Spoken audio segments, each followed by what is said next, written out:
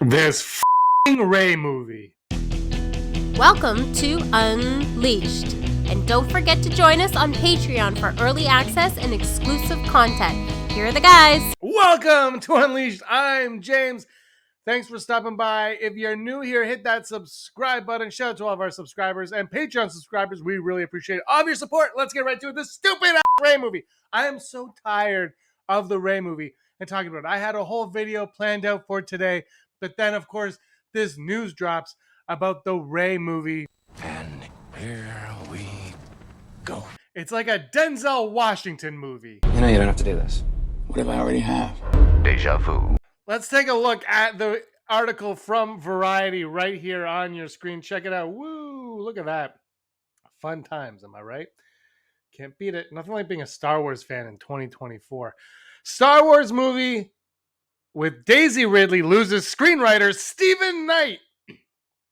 There is another disturbance in the force. Screenwriter Stephen Knight has departed the Star Wars movie to follow Daisy Ridley's Rey after the events of 2019 Star Wars The Rise of Skywalker. In March 2023, Variety exclusive reported that Knight had signed onto the project, replacing original screenwriters Damon Lindelof and Justin Britt Gibson. Lucasfilm is actively talking with potential writers to take on the story, which has been said to chronicle Rey's efforts to start a new Jedi Academy, but the delay likely means production won't start until well into 2025 at least.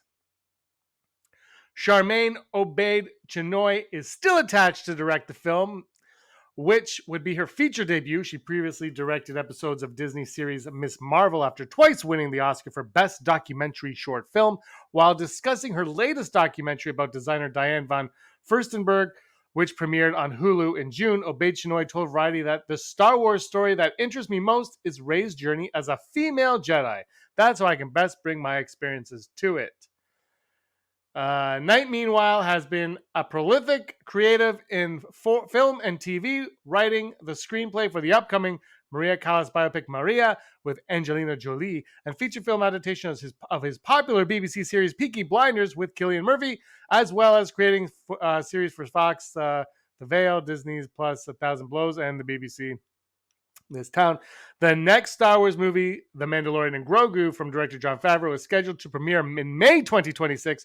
Disney has slated 2 more Star Wars films for December 2026 and December 2027, but has not yet confirmed their titles. At the 2023 Star Wars Celebration event in London, Lucasfilm president Kathleen Kennedy announced that along with Obaid-Chinoy's film, the company is developing movies with directors James Mangold and Dave Filoni, Lucasfilm chief creative officer and executive producer of Disney Plus series Ahsoka and Mandalorian. And that's where the article ends. It blows my mind that they haven't figured this shit out yet. It blows my mind. Why you announce it just to get people excited? You had a Filoni movie and a Mangold movie. You don't need Daisy Ridley to prance out on stage. Now she looks like, every time she talks, she looks like an idiot. She just said 2 days ago that things were moving nicely or escalating or whatever she said. And now you have this announcement that the guy's gone, your writer's gone. Stephen Knight is like, I departed.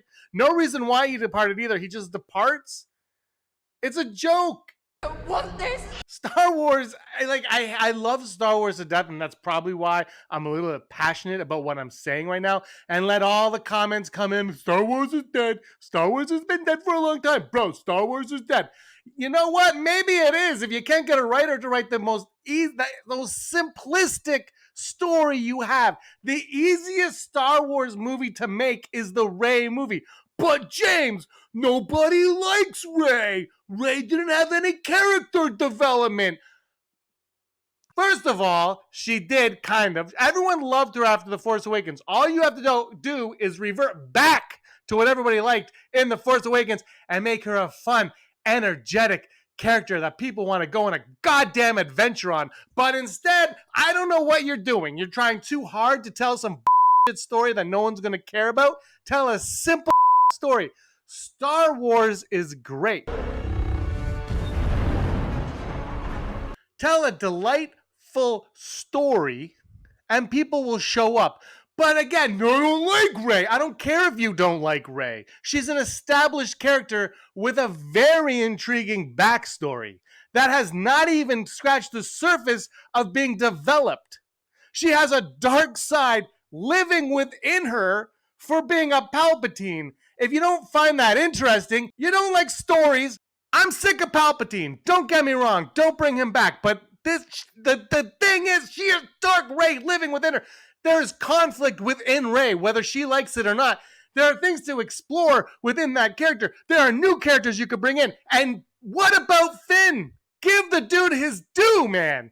Give Finn his due. He was the best character in The Force Awakens. Bring him in. He's Force sensitive. He could do something. Find a cool story. That's all you have to do. There are a million things. You could just rip off another movie. It's 2024. Movies now just rip off other movies. Pixar had a whole span of like 20 years where they just told the same story but changed the animal in that story. You could do it, Star Wars. I have faith in you. I have faith you could do this. Actually, I don't. Scratch that. I don't anymore. Why did you announce this movie? Why did you announce this movie if you weren't even close? You weren't even close. We have a director. For what? For what? Then have the director write the damn screenplay. Lucas did. Abrams did. It was Palpatine who had your parents taken. I'm not sure what story you're trying to spew. I have a few guesses. I don't want to get into this because I feel like they're political, and I really am not in the mood to get political on this, but they're political. So let's just say there are political reasons. Figure it out, make the movie. It is the easiest movie you can make is Rey. She's going to develop a new Jedi Order. Fantastic. But James, that's too similar to Luke. Then change it from Luke. Don't do what Luke did. Don't do what he did in the EU, and definitely don't do what he did in the sequels or before the sequels, whatever, because that failed. That failed a lot, mostly for Luke. He tried to kill his nephew, so definitely don't do that. But figure it out. You can tell a good story. What's going on? Oh my God, we found a Sith holocron. Is someone trying to revive the Sith? I think someone's trying to revive the Sith. I'm sick of the Sith. Yeah, but if you know you're not, they're going to revive the Sith. Oh, what about this threat? Oh my God, there's an ancient threat coming from another galaxy far, far away. Oh man, we have to get all the Jedi. We have to train this Jedi. This Jedi has a lot of dark side within him. There's a lot of things you can do in Star Wars. Oh, the Second Orders abound. Don't worry about your storm. Look, I love stormtroopers, but don't worry about them. Side Akbar, I would love a hero who wears like old stormtrooper like attire, is like that's like their armor, like they wear that to protect themselves. Anyway, whatever. This is what I like, and I don't care. It just baffles me that they haven't been able to figure this out. Because look, I know I don't like Rey. Rey sucks. Rey's this. Rey's that. That's besides the point. You can develop Rey, like I said, whether you deal with the Palpatine stuff or not. I feel like they won't even touch that, but whatever. It lives within her. Whether you touch that or not, it doesn't matter, because literally, quite literally, you can do whatever you want with Rey. Let me say that one more time. You can do whatever you want with Rey, because we don't know what happens after the events of Rise of Skywalker. It's an open, clean slate. Do whatever the you want. You got it. You could do it. Number two, oh, she's underdeveloped. Then you can develop Rey while you're telling a story in a time period that has never been explored before. It's just, there's so many, maybe there's too many possibilities. Maybe that's it. Or maybe they just don't know how to tell stories anymore because they're hiring the wrong people to tell stories. And if you look at the ratings on Disney Plus, I think that would probably be backed up. That's probably what's being backed up here. I have spoken. I think what's happening is fandom is one thing, but the people, and now they're hiring fans to write Star Wars. And I think people think they're better and bigger and smarter than Star Wars. So they try to outsmart Star Wars. And when you reel it in, on the outside, you're like, I just want Star Wars. I just want Star Wars. That's how people are feeling. They're like, I just want Star Wars. Don't give me Babylon, whatever it's called. Don't give me Valerian, whatever. Give me Star Wars. I don't need it to be deep. I don't need it to be crusty. I need it to be Star Wars. Just give me lightsabers. Give me laser beams. Give me that's no moon. Give me, I have a bad feeling about this. Give me all these things, and that's what people are going to be drawn into.